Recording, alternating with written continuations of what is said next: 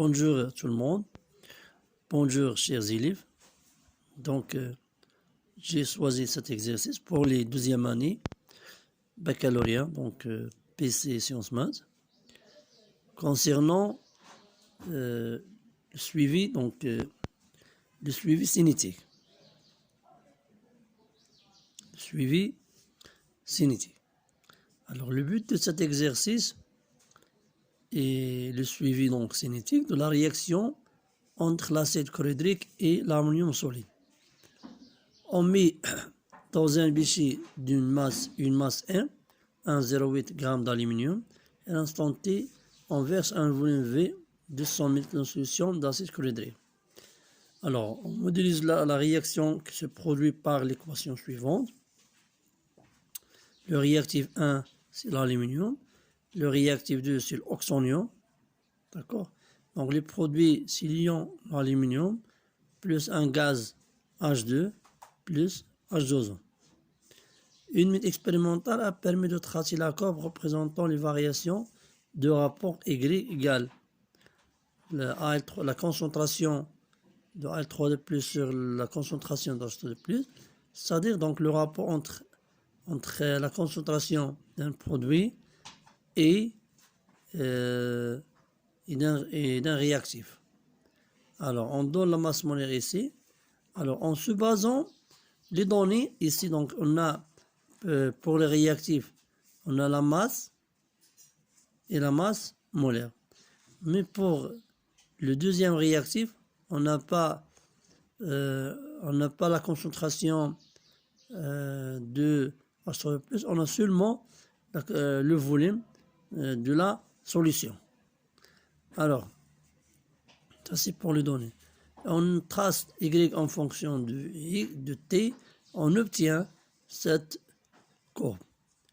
Alors, la question 1, en se basant sur le tableau d'avancement, établir l'expression de Y en fonction de CVX et l'instant T. Alors, pour répondre à cette question, donc il faut exprimer la concentration H3 de plus en fonction de X d'après le tableau d'avancement et exprimer la concentration de H3 de plus en fonction de X. Donc, c'est-à-dire, on cherche les expressions à l'état intermédiaire. D'accord? Puis, donc, exploitant le graphe, déterminer le réactif limitant. Alors, le réactif limitant, ça, c'est pas une question des règles, ni via les réactifs, parce qu'on n'a pas la consommateur de H3 de plus. Alors, on va exploiter la courbe pour trouver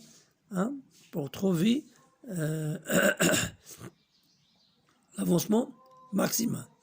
Alors, pour la question 1, on a exprimé Y en fonction de X. D'accord? Y en fonction de X ici. Y en fonction de X. Alors,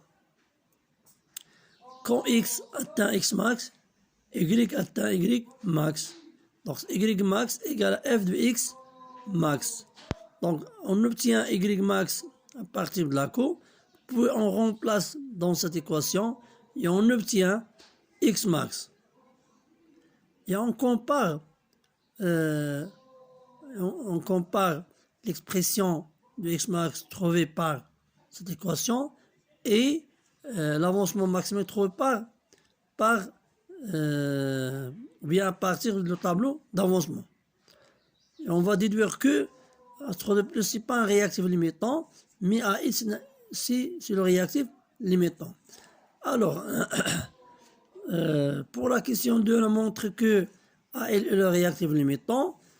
Et pour la deuxième question, la question de 1, on a trouvé le réactif limitant. De 2, donc on a exprimé l'avancement maximal en fonction de C. Donc,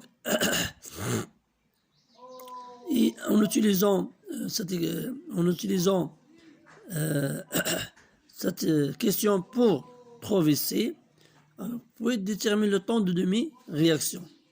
Alors, le temps de mes réactions, donc, on revient ici, donc, y 1 demi égale à f de x 1 demi.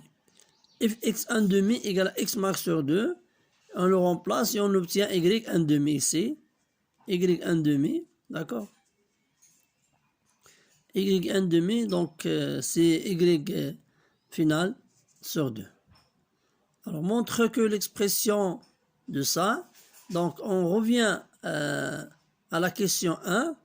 Donc, ici, on a y, c'est écrit en fonction de x. Donc, on va exprimer x en fonction de y, puis on fait la dérivée, on la dérive, donc on la dérive pour montrer que la vitesse est égale. Calculer sa valeur, c'est 1 demi, c'est facile. Donner la composition, donc à y égale à 0,5. À y égale à 0,5, alors on le met dans l'équation 1 pour trouver x, puis donc on trouve x à y 0,5, puis donc on le remplace ici dans le tableau d'avancement pour déterminer, la composition, c'est-à-dire les quantités de matière de chaque espèce chimique, d'accord? Alors, essayez-vous de faire ce travail. Donc, on va la corriger, Inch'Allah, notre vidéo.